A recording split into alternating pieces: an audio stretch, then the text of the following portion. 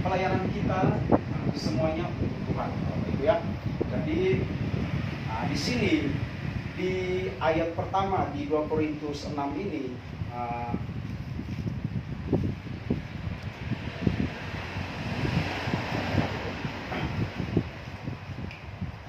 2 Korintus 10, di 2 Korintus 10 ini Rasul Paulus mengatakan kalau memang dia sama sekali kan tidak berani untuk berhadapan muka, Bapak Ibu ya.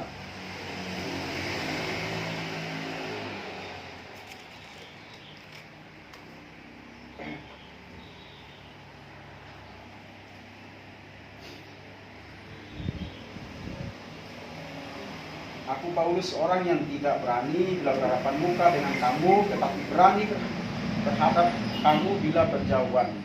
Nah, di sini sebenarnya maknanya sangat luas sekali, Bapak Ibu ya. Karena kenapa? Paulus ini kan asalnya dari latar belakang yang memang kalau mau dibilang bahasa sekarang kan brutal. Dia kan orangnya temperamen, dari didikan Yahudi yang begitu keras, yang sangat fanatik sekali. Jadi kadang-kadang jiwa temperamennya ini, itulah yang dia selalu kendalikan, Bapak Ibu. Makanya kenapa dia saat menegur atau memberitakan firman, kadang-kadang dia tidak menegur secara langsung. Karena memang banyak sekali yang kita baca dalam kisah-kisahnya, dalam tulisan-tulisan ini, dalam kesaksiannya Paulus. Kadang-kadang saat dia berbicara langsung itu sangat keras sekali, Bapak Ibu ya. Jadi saat berbicara sangat keras itu sering terjadi konflik, Bapak Ibu. Nah, makanya dengan cara seperti ini Paulus pun juga dia mengendalikan dirinya untuk menghindari hal-hal yang supaya tidak akan terjadi hal-hal negatif yang tidak akan terjadi. Nah, itu juga sama kembali dengan diri kita. Kadang-kadang kita sebagai seorang manusia, kita sudah hidup benar, kita kadang-kadang memvonis seseorang. Nah, kita kepinginnya memberitahu orang itu secara langsung. Karena kita tidak bisa mengendalikan diri kita, dari perkataan kita membuat orang itu sakit. Tapi kalau tujuan kita itu baik, Bapak Ibu, tujuan kita sangat baik sekali. Tapi karena mungkin dari perkataan kita terlalu menggebu-gebu, terlalu menjudge atau memvonis orang itu dia bersalah. Kamu seperti gini, kamu ustaz gereja gini. Itu kan kadang-kadang menyakitkan hati seseorang. Itu Rasul Paulus mengatakan hal seperti itu supaya menghindari hal-hal yang tidak diinginkan, dan itu memang sama seperti Tuhan. Kenapa Tuhan Yesus selalu menegur orang-orang dengan keras? Karena memang Tuhan yang merasa dia ingin mengatakan kalau dengan teguran dia yang keras, dia pun bisa mengendalikan segala situasi. Tetapi Paulus tidak bisa mengatakan hal seperti itu karena dari latar belakangnya dia, dari latar belakang temperamennya dia berusaha untuk mengendalikan dirinya. Kita langsung melompat lanjut ke ayat yang ke ini, Bapak Ibu. Ayat yang keempat, karena senjata kami dalam perjuangan bukanlah senjata duniawi, melainkan senjata yang diperlengkapi dengan kuasa Allah yang sanggup untuk menumbuhkan kebaikan. Di sini pun Bapak Ibu, ini terus terang kalau kita lompat ke Efesus yang tadi kita baca, Bapak Ibu, di situ memang sangat transparan digambarkan, Bapak Ibu ya. Jadi Tuhan pun tidak mau kita gegabah, Bapak Ibu, dalam melakukan segala aktivitas, dalam segala kehidupan sehari-hari. Tuhan mau kita tetap berjalan mengikuti jalan Tuhan. Kalau memang kita ingin menikmati janji-janji keselamatan itu, Bapak Ibu.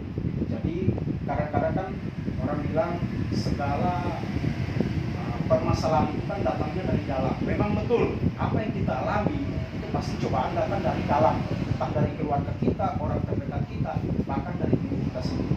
Tapi kita harus ingat dan bacaan ini juga, ya.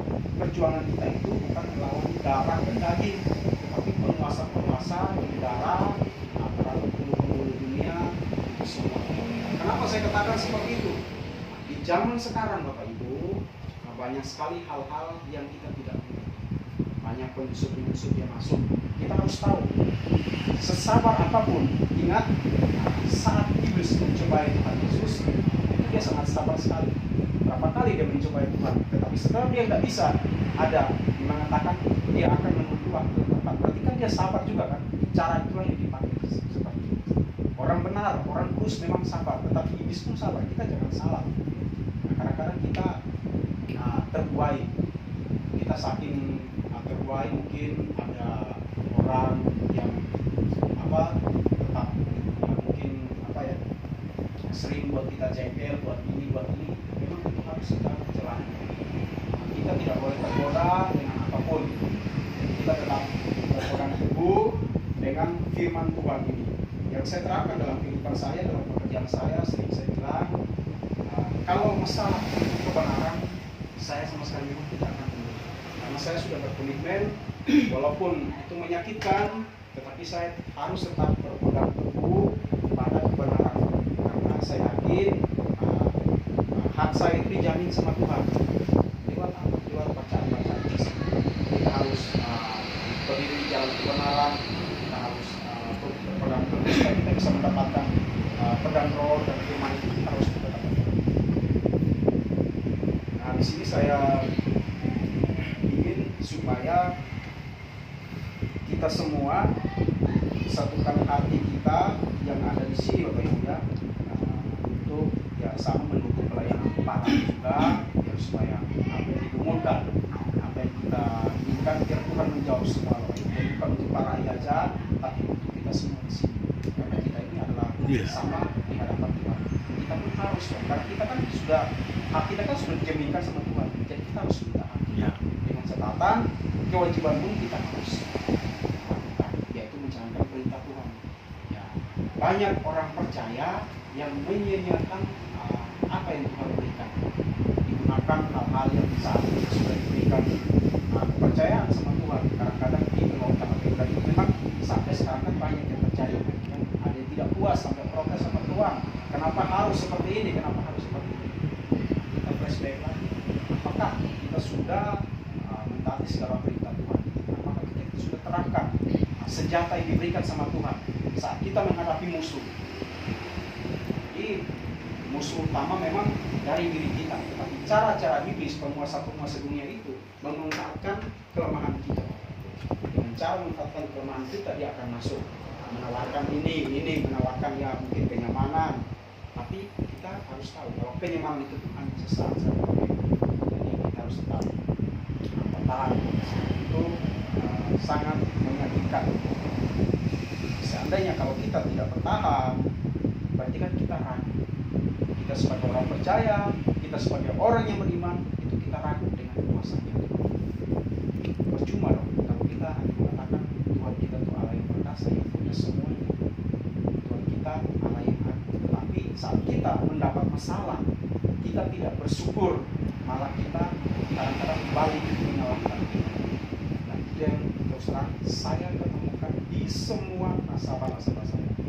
Keadaan yang selalu disalahkan, Tuhan yang selalu disalahkan. Saya hanya bilang, kamu percaya nggak sama Tuhan? Ya, saya percaya. Kalau kamu percaya, apa yang kamu harus mengeluh? Oh, tapi keadaannya gini. Nah, berarti sama aja. Kamu menutup pintu berkat, pintu rezeki dari Tuhan Yesus.